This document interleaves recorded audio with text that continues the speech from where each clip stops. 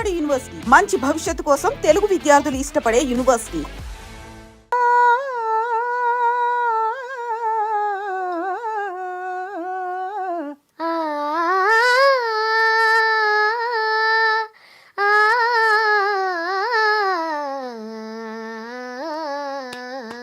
అయ్య బాబోయ్, ఇంత పాత పాట నీకొచ్చా?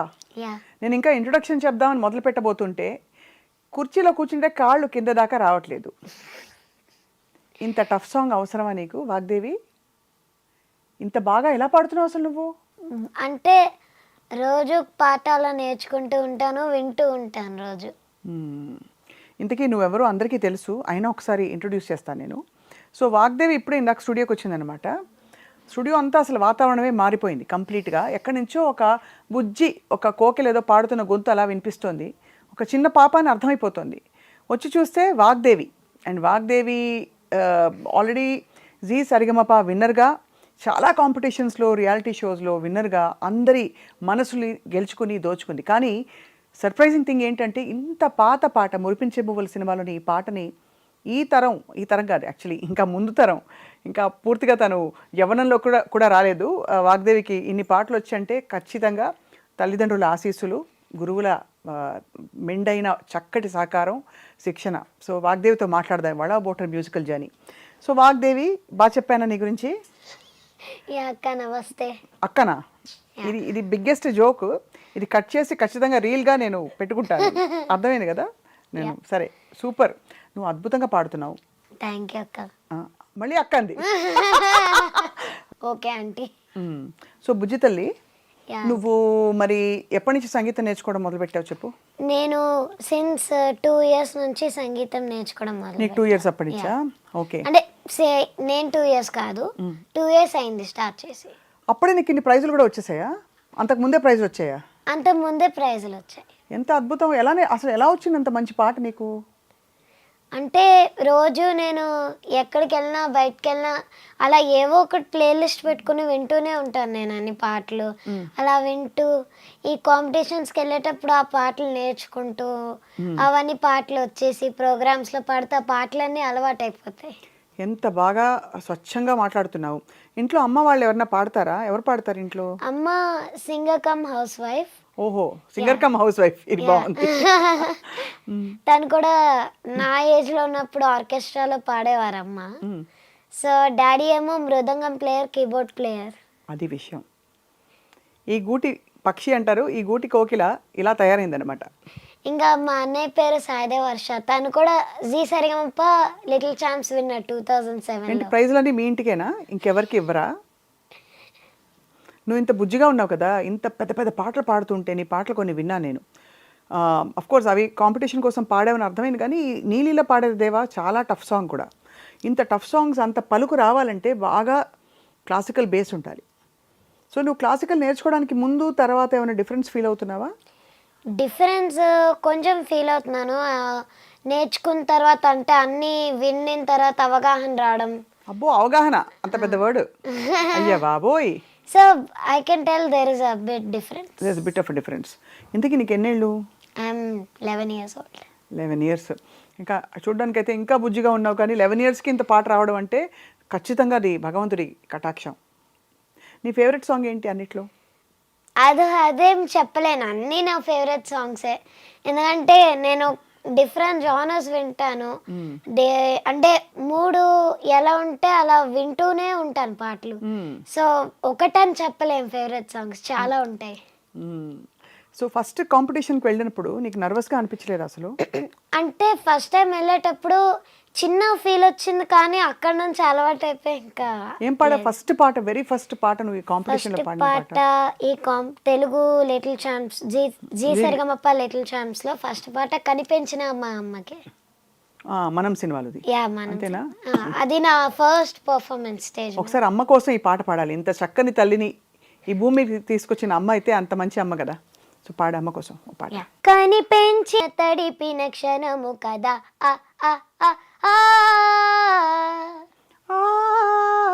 ఎలా వచ్చింది అది ఆ గమకం? నీ సొంతమా లేకపోతే విని అలా క్యాచ్ చేసేస్తావా? అంటే కొన్ని పాటల్లో అలా ఉండొచ్చు, లేకపోతే కొన్ని పాటల్లో నా సొంతం కూడా సొంతం కూడా వేస్తావు అసలు. అంటే అన్నీ ఉన్నాయి నీకు. అసలు పర్ఫార్మర్కి ఉండాల్సిన లక్షణాలన్నీ నువ్వు పెట్టి పుట్టేసావు ఆల్రెడీ. అద్భుతంగా బుజ్జిగా ఉన్నావు తెలుసా, ఎంత ముద్దొస్తున్నావు తెలుసా నువ్వు అందరికీ. సో వాగ్దేవి, మరి స్కూల్లో మీ వాళ్ళందరూ ఏమంటారు, మీ క్లాస్మేట్స్ అందరూ ఫుల్ ఖుషా సెలబ్రిటీ అని?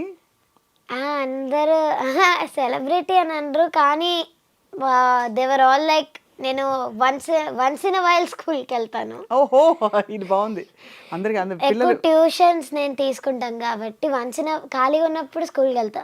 సో ఒకేసారి వన్స్ ఇన్ వైల్ కలుస్తాం కాబట్టి ఓ వాగ్దేవి హాయ్ ఇచ్చేసా అచ్చేసా ఇచ్చేసా అచ్చేసా చాలా ఫేమస్ అయిపోయావు కదా. ఫేమస్ అయిపోయా లేదా? తెలియదు. టీచర్స్ ఏమంటారు? మా టీచర్స్ కూడా చూసి ప్రౌడ్ అవుతారు. ప్రౌడ్ అవుతారా? మార్కులు బాగా వస్తాయి వాగ్దేవి? Yeah. ఎన్ని మార్క్స్ వస్తాయి? లాస్ట్ ఇయర్ ఫైనల్ ఎగ్జామ్స్కి తెలుగులో 80 out of 70 వచ్చింది. 80 out of 70 కాదా బుజ్జి తల్లి, 70 out of 80. 70 out of 80. ఈ కాన్వర్సేషన్ విని అసలు నీ పాట వినాలా నీ మాట వినాలా అర్థం కాని అంత ముద్దుగా ఉన్నాయి రెండు. అర్థమైందా? నువ్వు అన్ని శ్రీతుంబూరు నారద పాడావు, ఇంత పెద్ద పెద్ద వాళ్ళ ముందు పాడావు కదా. ఎవరెవరి ముందు పాడావు ఇప్పటి వరకు? నీ ఫేవరెట్ జడ్జ్ ఎవరు? అది చెప్పలేండి. ఓహో, ఇప్పుడు జడ్జిలు ఫీల్ అవుతారనా? ఇప్పుడు పాడుతున్నావా? ఇప్పుడు యువర్ పార్ట్ ఆఫ్ సంథింగ్ కదా ఇప్పుడు. నేను ఇప్పుడు పాడుతా తీయగా మహాసంగ్రామంలో. సో అదొక్కటి వదిలేసి మిగతా జడ్జిలు చెప్పు. అయిపోయినా Shailajamma is my favourite judge. అవునా? Any special reason? నిన్ను చూసి చాలా మురిసిపోయి ఉంటారు. శైలజ గారు చాలా అప్రిషియేట్ చేస్తారు మంచి పాటని. ఏమంటారు నీ పాట విని? శ్రీతుంబ నారద విని అసలు చాలా కష్టం ఈ పాట. చూడకుండా నోట్స్ అవన్నీ పాడడం అనేది చాలా కష్టం. నువ్వు అది ప్రూవ్ చేసావని అన్నారు శైలజమ్మ. ఇంకా ఎవరెవరు ఉండేవారు నీకు జడ్జెస్గా? మనో గారు, అనంత్ శ్రీరామ్ గారు, చంద్రబోస్ గారు, విజయప్రకాష్ గారు, మాల్గడి శుభ మ్యామ్ అందరు. మాల్గడి శుభ గారి పాటలు కూడా నీకు బాగా సూట్ అవుతాయి. నువ్వు నోటీస్ చేసావా? నీకు వాయిస్కో స్పెషల్ టింబర్ ఉంది. ఏమన్నా మాస్ పాట ఏమైనా వచ్చా నీకు వాగ్దేవి? పాడవా? వాగ్దేవి అని పేరు నీకు ఎలా పెట్టారో కానీ అది ముందు ఊహించి పెట్టారో పెట్టినందుకు ఇలా అయ్యావో అర్థం కావట్లేదు. అంత బాగుంది నీకు పేరు. Thank you. వాగ్దేవి అంటే ఎవరో తెలుసా? సరస్వతి. మరి అంతే కదా. సినిమాలో చాలా పాడావు కదా నువ్వు వాగ్దేవి. ఏ సినిమాల్లో పాడావు? నేను Salaar, Animal, Baby, Tenant, Hanuman, 777 Charlie, Pagal, Male అవన్నిట్లో పాడాను. లిల్లీ. ఇప్పుడు సలార్ పాడతా, ముందు బేబీ పాడతావా? బేబీ పాడతా. ఏ మాయా. ఎంత నువ్వు అసలు ఎంత తీసేసుకున్నావు. Very good. అసలు నీకు ఎంత న్యాచురల్గా పలుకుతుందంటే వాగ్దేవి, కొన్ని ఆ మెలడీ అది గొంతు ఎక్కడ నొక్కకుండా ఫస్ట్ ఆఫ్ ఆల్ ఫుల్ వాయిస్లో పాడుతున్నాను. ఎవరన్నా చెప్పారా సాఫ్ట్గా పాడు, హస్కీగా పాడని? అలాంటి మెలోడియస్ హై కొన్ని పాటల్లో అంటే ఇప్పుడు డిఫరెంట్ జానర్స్ ఆఫ్ సాంగ్స్ ఉంటాయి కాబట్టి కొన్ని పాటల్లో అమ్మే చెప్పేవారు, ఇగో ఇలా పాడాలి ఇలాంటి సాంగ్స్లో అలా పాడాలి. ఎగ్జాంపుల్ ఇవ్వవా? నాకు అర్థం కావట్లేదు. అంటే సాఫ్ట్ హై పిచ్ సాంగ్ ఉందనుకో, అప్పుడు ఏం చేస్తావు దాన్ని? అప్పుడు నేను హెడ్ వాయిస్కి పెట్టుకుంటా. ఆ హెడ్ వాయిస్ మాకు కూడా వినిపిస్తావా? జాజి పూలు నీకై రోజు రోజు పూచే, చూసి చూసి పాపం సొమ్మసిల్లిపోయే, చందమామ నీకై భలే తొంగి తొంగి చూసే, చందమామ నీకై తొంగి తొంగి చూసే, సరసను లేవని అలుకలు పోయే, నీవు లేక వీణా పలుకలేనన్నది, నీవు రాక రాధా నిలువలేనన్నది,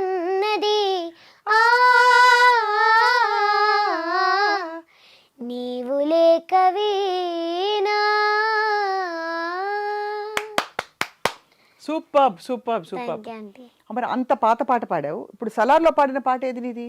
నేను సలార్లో ప్రతిగాథలో అనే కిడ్ సాంగ్ పాడాను. పాడు పాడు. ప్రతిగాథలో రాక్షసుడే హింసలు పెడతాడు, అనచగనే పుడతాడు రాజే ఒకడు, శత్రువునే కడదేర్చే పనిలో మన రాజు. హింసలనే మెరిగాడు మంచిని మరిచే, ఆ నీచుడి అంత చూశాడు పంతంతో పోరాడి క్రోధంతో మారిపోయాడు. తానే ఒక రక్కసుడై సాధించే గుణం ఉండాలి, బలవంతుడైన ఎదిరించాలి. Okay superb. కాదు, ఇవన్నీ చెప్పిస్తున్నప్పుడు మ్యూజిక్ డైరెక్టర్స్ నువ్వు పాడినప్పుడు ఏమంటారు?